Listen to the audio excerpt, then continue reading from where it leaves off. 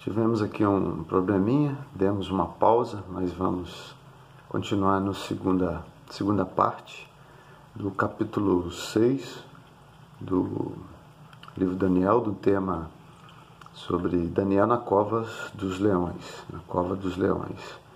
E falamos sobre a trama, né, daqueles ministros, né, e também dos sátrapas que queriam, por inveja, tirar a vida do servo de Deus, de Daniel, do profeta Daniel, que era um homem que tinha um espírito de excelência, era fiel, era honesto e amava Deus, e era um bom servidor público, né?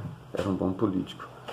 E o terceiro ponto, que dando continuidade, a cova dos leões, está no verso 16 a 24, que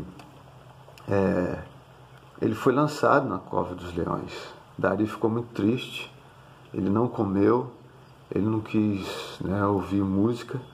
Parece que havia ali uma banda de música sempre para tocar para Dario antes dele dormir, e eles tocavam música, né? Então tinha esse costume, mas ele ficou tão triste que ele não queria saber de nada disso, não quis comer, né? E ele tinha fé que Deus iria livrar Daniel, porque o seu Deus, tenho certeza que de seu Deus há de te livrar, né? Então, porque ele não podia voltar atrás à lei dos medos e persas, porque era considerado um semideus, e Deus não erra, né? Um Deus não erra, filho dos deuses. Então ele não poderia voltar atrás, e aqueles ministros massageou o ego de Dario, falou que ele seria Deus durante 30 dias, e ninguém poderia fazer nenhum pedido a não ser a ele, diretamente a ele, com a pena de morte, de cova dos leões. Então era esse costume que eles tinham. Isso aconteceu. Eu fiz aqui um paralelo com o Novo Testamento, Romanos 8:32, que Deus ele não poupou o seu próprio filho, seu único filho, por amor a nós, mas ele o entregou para nos salvar. Daniel foi jogado na cova, porém Deus o livrou, mas o seu filho Jesus Cristo, Deus, ele não livrou, né, de morrer em nosso lugar, mas livrou ele de permanecer na morte. Ele não viu corrupção, mas ele ressuscitou no terceiro dia. Ele ressuscitou, ele venceu a morte. Assim como ele saiu da cova, ele ressuscitou. Daniel foi livre da cova dos leões.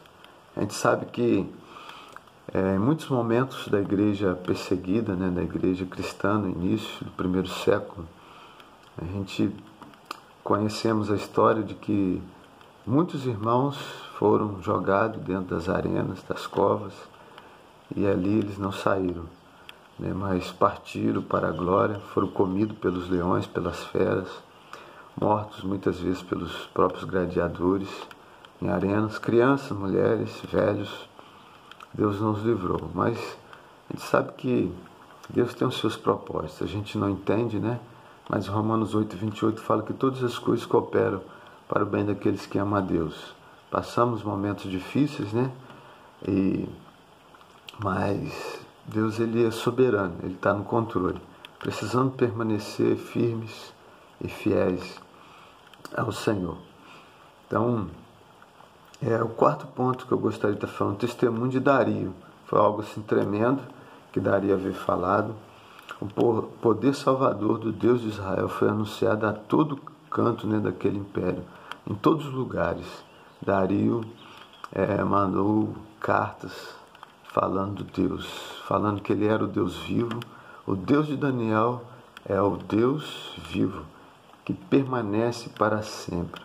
O seu reino nunca será destruído. O seu domínio durará até o fim. O seu domínio durará até o fim. Ele livra e salva.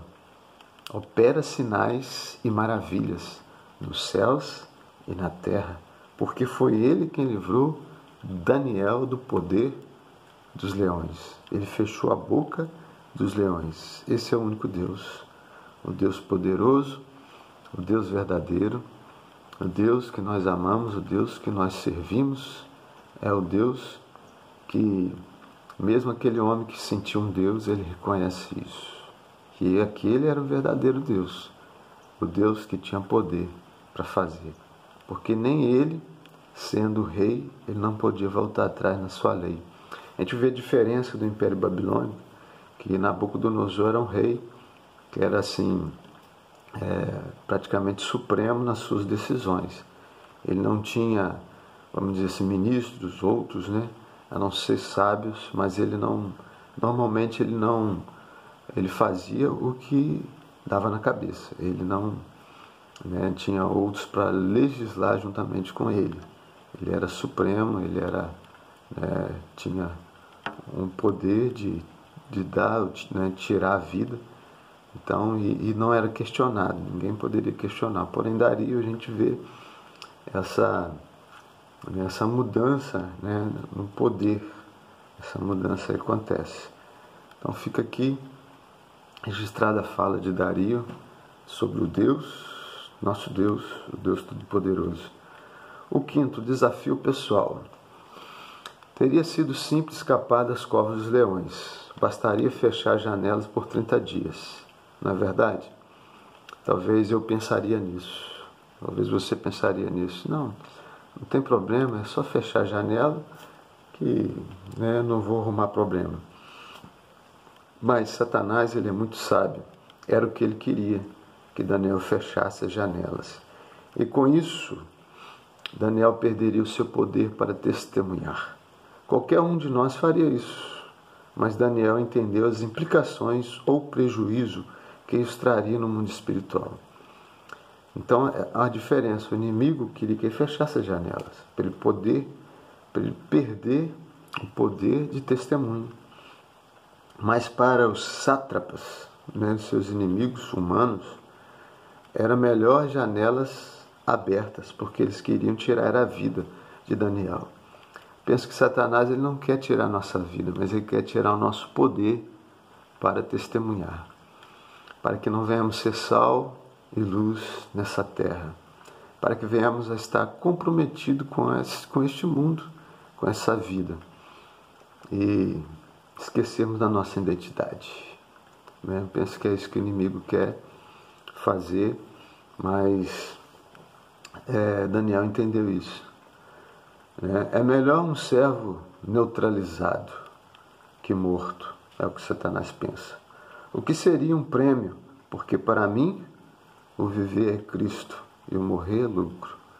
Então, né, neutralizar no sentido de tirar a santidade, o testemunho do cristão.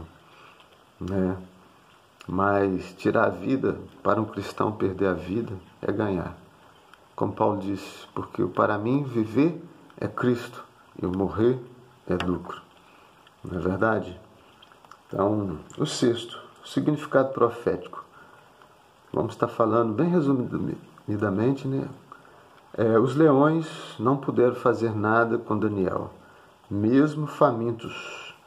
O Deus Filho, o Senhor Jesus, fechou a boca dos leões.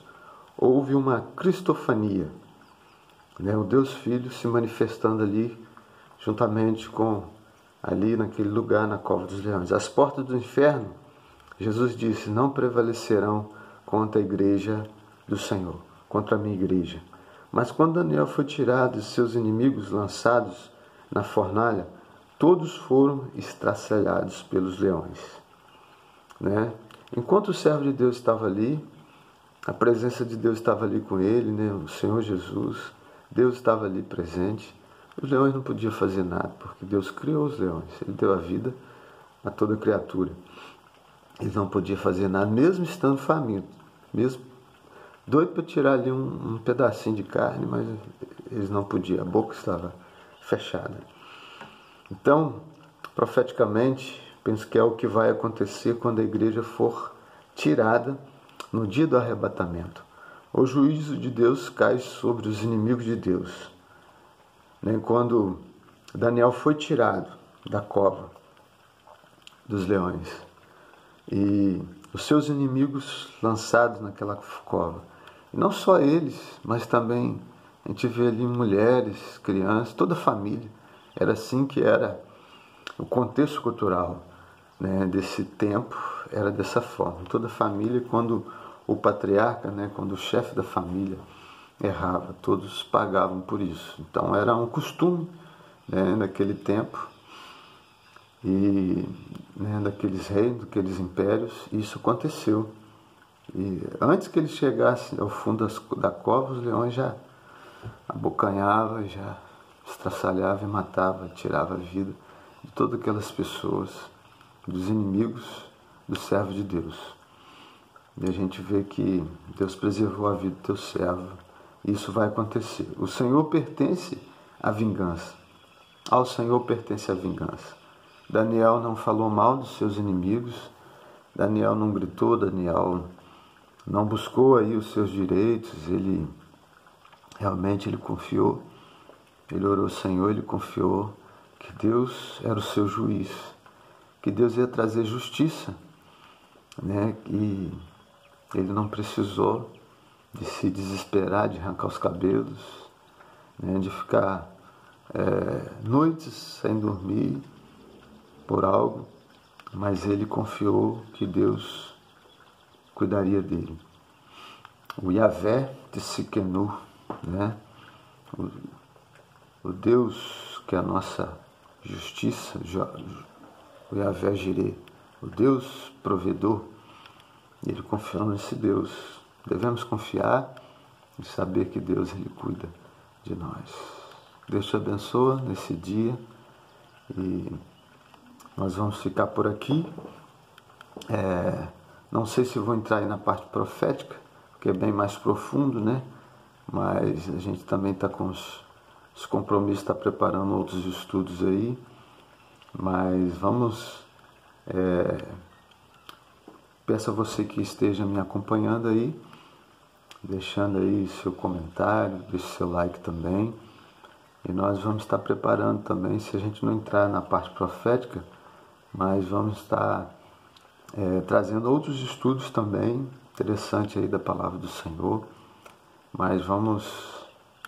se não for agora, a gente vai estar entrando mais à frente, mas você pode fazer sua inscrição para você estar recebendo os próximos estudos. Mas vamos continuar crescendo na graça e no conhecimento em Cristo Jesus. Deus te abençoe.